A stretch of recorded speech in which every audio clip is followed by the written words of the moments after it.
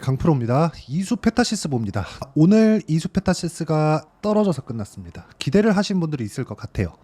엔비디아 실적이 정말 파괴적일 정도로 잘 나왔죠. 그리고 저는 걱정을 했었던 게 엔비디아 실적이 아닙니다. 엔비디아 실적을 걱정했었던 게 아니라 2분기 이후 그리고 연간 전망치에 대한 걱정을 하고 있었어요. 그런데 그런 부분을 정말 가려운 곳을 긁어주듯이 젠슨 황 CEO가 나와서 전혀 상관없다. 그리고 한 가지 내용이 더 있었습니다. 이 시장에는요, 학습, 그렇죠? AI 모델을 학습시키는 겁니다. 학습의 영역이 있고요. 그리고 추론의 영역이 있습니다. 그렇죠? 자, 추론으로 가면 학습만큼 굉장히 고사양의 그 서버, 그렇죠? 고사양의 그 반도체, GPU죠? 이런 부분을 요구하지 않아요. 그렇기 때문에 추론의 영역으로 갔을 때 엔비디아 너네 것 그렇게 뭐 중요하지 않은데 뭐 그런 시각이 있었고 저도 그렇게 봐왔었던 게 사실입니다. 엔비디아의 점유율은 낮아질 수밖에 없겠구나.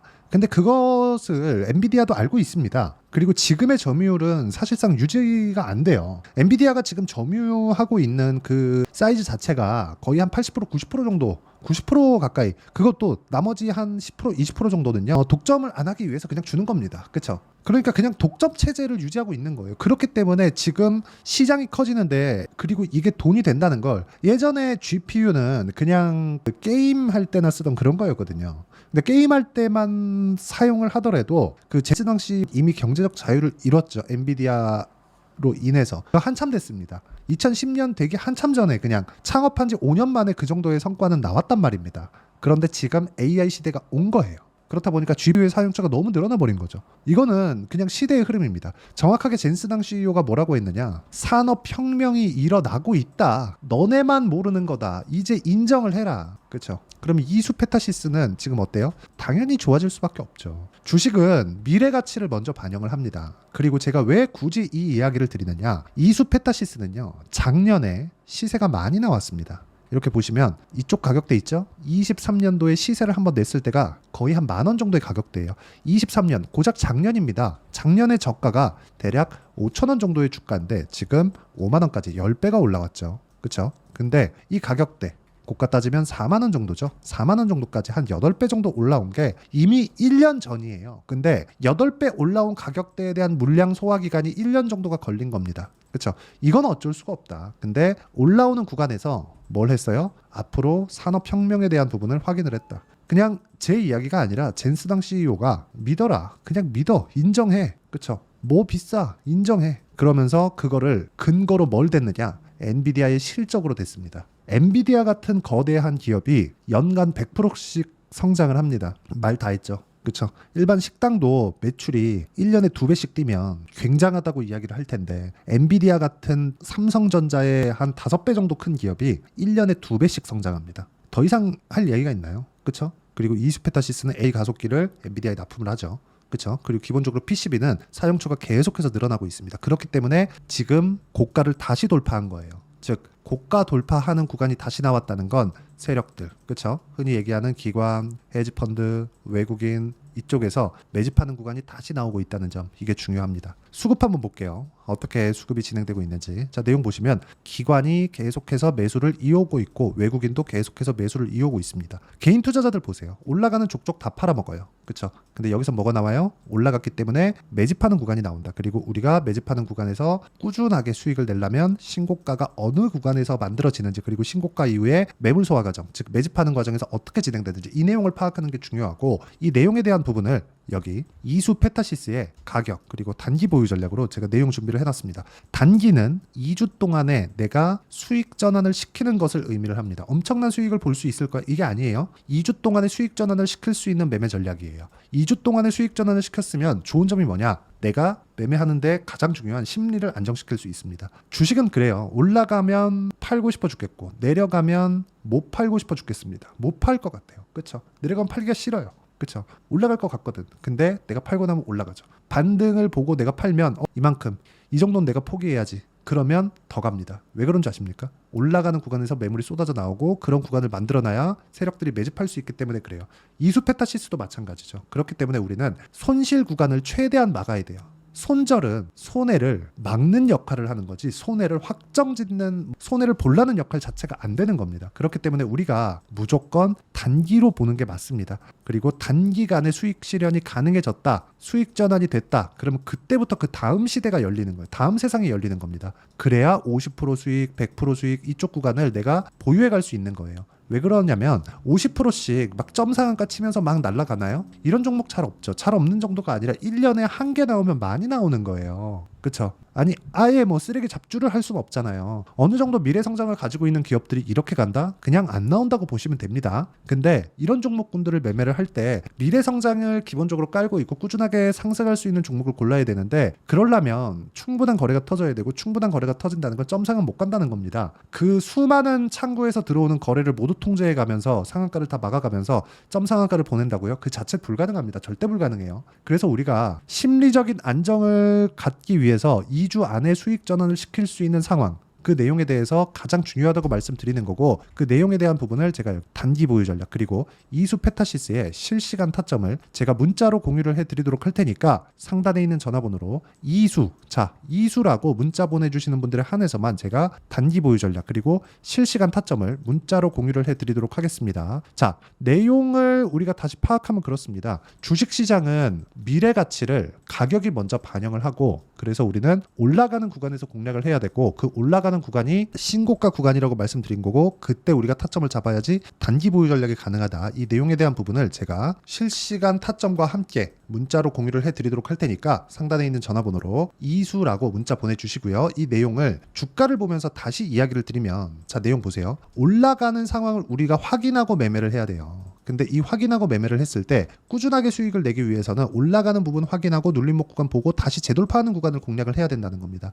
이수 페타시스 같은 경우에 지금 어때요? 그쵸? 돌파 다 했죠? 그쵸? 돌파하는 구간에서 추가적으로 상승세가 나오려면 매부를 소화를 한 번 더 해야 되죠? 조정받을 수 있습니다. 그게 뭐예요? 이격 조절 구간. 5일선, 21선과의 이격도가 너무 벌어지면 주가 못 갑니다. 이동평균선은 주가를 잡아 당겨요. 그렇기 때문에 이 잡아 당기는 구간을 내가 인정을 하고 이해를 했을 때 꾸준하게 수익을 낼 수 있는데, 그 구간에 대한 내용은 우리가 단기 보유 전략, 그렇죠? 그렇게 이야기를 드리는 거고, 무엇보다 이런 부분 이해하면 어떤 정도까지 매매가 가능한지 그 내용부터 말씀드릴게요.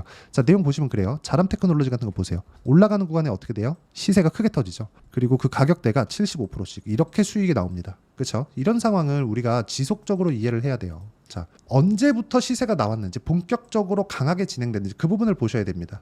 고가 찍고 떨어지네, 이게 아니라 올라갔다가 떨어지는 그런 상황이 나온다는 걸 이해를 하셔야 됩니다. 이수 페타시스도 마찬가지예요. 성장이 끝날 때까지 올라갑니다. 근데 성장이 끝나는 건 언제예요? 실적이 본격적으로 터지기 시작할 때. 근데 실적은 어디서 나와요? 엔비디아 실적 좋으면 뭐가 좋아요? 하이닉스 실적이 이번에 돌았습니다. 그렇기 때문에 실적이 피크를 찍기 전에, 즉 사상 최고치의 실적이 나올 때까지는 봐야 될 필요가 있어요. 그때 실적이 더 잘 나오겠지만 그 뒤에는 버리는 겁니다. 근데 이제 돌기 시작했다. 이수 페타시스도 지금부터 공략하는 게 맞습니다. 그렇죠? 자, 그러면 이런 구간들, 뭐 다른 종목을 보더라도 마찬가지, 뭐 재룡 산업이나 그런 종목들 있죠. 어떻습니까? 올라가는 구간에 내가 꾸준하게 매매를 했을 때 수익이 터진다. 35%씩. 그렇죠? 이 내용에 대한 부분을 제가 여기 소통방에서 모두 공유하고 있습니다. 이수 페타시스 정확하게 있죠. 5월 16일 날. 이런 식의 상황을 지속적으로 만들어 가야 된다는 거예요. 그리고 재룡 산업과 같은 여기 35%씩 3, 4일 정도밖에 안 걸리죠. 이런 상황을 꾸준하게 만들어내려면 미래 가치를 반영하는 주식시장의 특성에 대한 부분을 이해를 해야 되고, 이런 부분을 이해했을 때 내가 꾸준하게 수익을 낼 수 있는데, 이해가 안 되면 여기 소통방으로 들어오시면 됩니다. 제가 소통방에 무료로